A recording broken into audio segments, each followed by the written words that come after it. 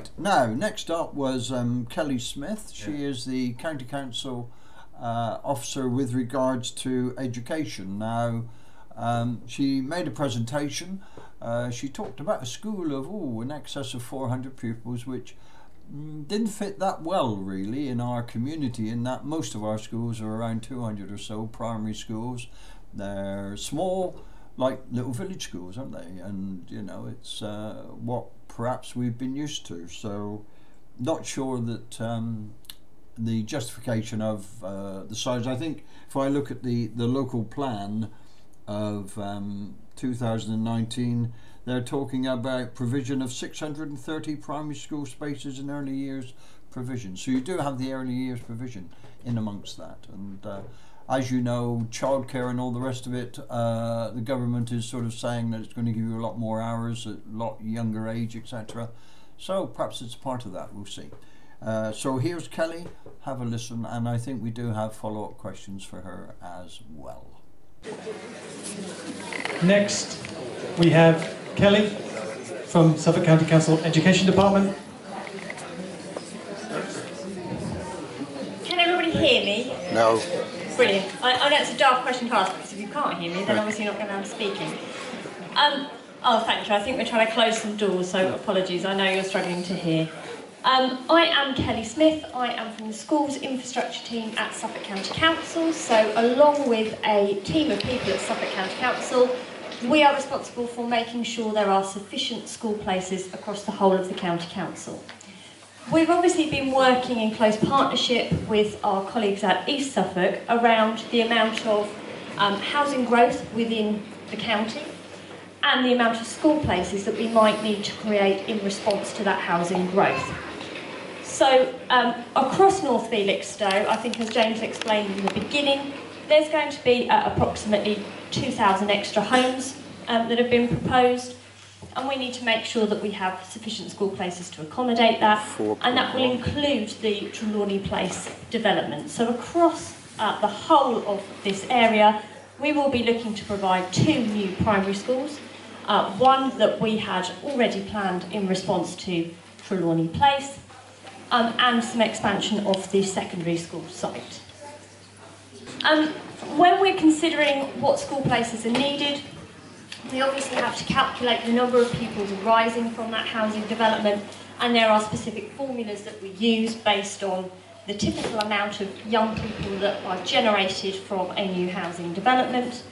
We obviously look at the capacity we already have in our existing schools. That's always our starting point, is to ensure the sustainability and viability of our school communities that already exist. But clearly a number of our schools will be on sites that can't accommodate any further growth. We obviously want schools to be in the heart of a community. What we wouldn't want is for there to be a large number of new homes and for children to have to travel by car in order to access their nearest available primary school. We want to promote a community school that serves the new development. We want children to be able to walk, cycle, scooter to their nearest school, and we want to develop net zero schools. Across our new primary schools, we also provide preschool and nursery provision. So that obviously enables parents to access their funded education for their 2-, 3- and 4-year-olds on that school site. Why does Suffolk County Council do this? Well, Suffolk County Council have the statutory duty to provide sufficient places for all children requiring a school place, and that's why we work alongside the districts and boroughs to ensure that we've made an assessment on any new housing growth as to what school provision might need to come forward. North Felixstowe Primary. So this is actually a photograph, and I'm hoping we can share these slides because I appreciate not everybody can see them. This is actually a photograph of one of our newest primary schools in Stowmarket called Grace Cook.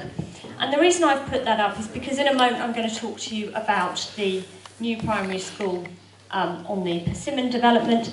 And this is a similar size. So this is currently a 210 primary school, so 30 children per year group. That has the capacity to expand to 60 children per year group and a 60-place early years facility, both of which are run by the school. So the first primary school to come out of this housing growth will be, and again, apologies, you can't all see this, but we've got Golfer Road running across here, and this is the new primary school site. There's no access on Golfer Road for that, or there is? No, the access won't be off Golfer Road, no. I didn't realise the water towers are only 3 foot under the ground there, where they're going to build one. Yeah, so we've obviously done extensive site surveys. So this is the Golfer Road here. This is our site, and then this is obviously the Persimmon housing development here. This is a very draft proposed layout that we've been working on, and I will share the timeline for you for this work. But this is, if you know the site, this is the current access in off of the Persimmon site. So the school obviously needs to be in close proximity to that access point. There's quite a significant ditch that goes along the remainder of the site, which is why Persimmon are punched in at that top end. What will the new school provide? Well, as I said, the new school will initially be for 210 places, so it's 30 pupils per year group, but it is master planned to accommodate 420 pupils on this specific site. It will start with a 60-place preschool because we are aware that there has been a shortfall of nursery places in the area. This is our draft timeline. So currently we're in the design stage, and we're looking to open the school in September 2026. So at the present stage, we've had a lot of our site surveys back, and we're finalising the design. So later on this year, kind of late 2024, we'll be undertaking a public consultation around the design of the school. There will also be need for a second primary. So the site we've got can only accommodate a maximum of 420 pupils. We can't go any bigger than that. So we will be seeking to secure a second site. Given the amount of growth that this housing is due to generate, we imagine it will probably only need to go to 210, but we will secure a site big enough to go to 420 in case further future expansion is needed. And we'll have to continue to monitor pupil growth to create a timeline for when that school will need to open. A lot of that will depend on at what speed that housing is built out. We need a much larger quantum of growth to create a new secondary school. They are much larger. We have secondary schools across Suffolk that are 1,500 pupils, so you need an awful lot of housing to generate the need for a new secondary school. So again, we will monitor the capacity within the existing secondary school, and we will look to expand that as and when we need to. My particular concern, I'm wearing a dog collar, schools. The proposed primary school is almost double the size of any other primary school in Felixstowe. Yep. Moving from a 200 school to a 400. That's going to be a challenge in terms of, firstly, filling the school. I don't think we'll have a problem filling the school. The challenge will be making it lodged in the community, because a 400-place primary school is a very different beast to a 200-place one, which is what our community thrives on, being local. So please reconsider the size of the schools, and I please hope that when you do go out to tender as to who is going to control these schools, your first port of call will be the Diocesan Multi-Academy Trust. Absolutely. There is only one Church of England school in the whole of this area, and we have been trying since before the academy was built, what was previously to have a Church of England primary school, possibly a high school, in this part of East Suffolk. Now, why? Because there's a particular, you ask the people who send the children to Necton School why they send them there rather than any other school. Thank you very much. Yeah. Kelly, would you like to respond? Yeah.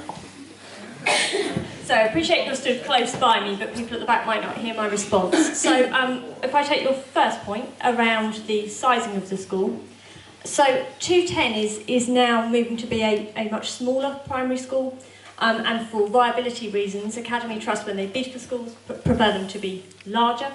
Of course they do. It's more financially viable to have more pupils on one site than run several small schools across the county. But you're right, it takes time to establish a school within a community. And so schools grow from the bottom up. They take the younger year groups first, reception and Key Stage 1, and then we grow them to take Key Stage 2 pupils over a number of years. So Grace Cook in Stowmarket, which opened 2 years ago, only opened with its youngest pupils to start with, so that it could become fully embedded within its community.